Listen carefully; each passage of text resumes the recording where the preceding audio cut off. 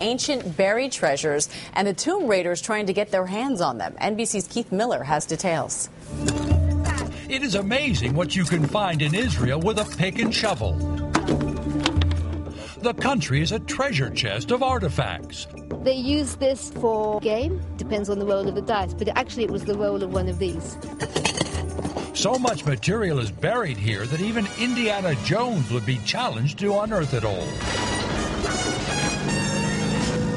An estimated 20,000 sites are being excavated for treasure, according to the Israeli Antiquities Authority.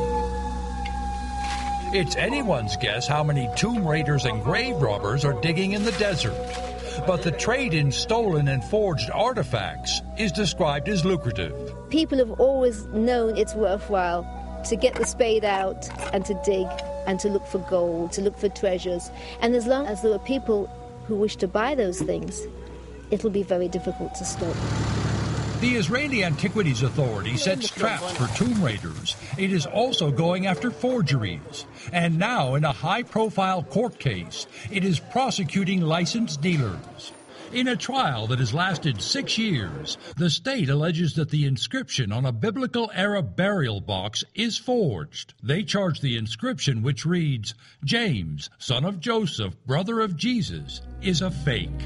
But if the court, after hearing from 120 witnesses, rules the burial box is genuine, it would be sensational.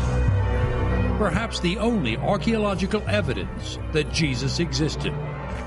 One of the defendants in the case, Robert Deutsch, says the experts cannot agree on the date of the inscription. They did not prove that the items are fake. He claims the state is targeting the dealers. They told me in my face that they will close my business. They told me that not once and not twice, many times. Israel is the only country in the Middle East where selling rare artifacts is legal. Whatever the outcome of the trial, Israeli authorities want to shut down the trade in biblical-age artifacts. They argue the multi-million-dollar business encourages tomb raiders. And business is booming. Anything connected to the Bible has enormous value.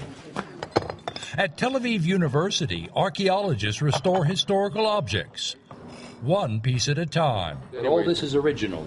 All this is original. 5th century BC. Yes. They have a rule here about what's genuine. In my opinion, after 1967, whatever is coming from the antiquity market is a forgery, unless otherwise proven. Yet in the distance is the sound of picks chipping away at dirt. A melody made of dreams, that somewhere just below the surface there is treasure. For today, Keith Miller, NBC News, Israel.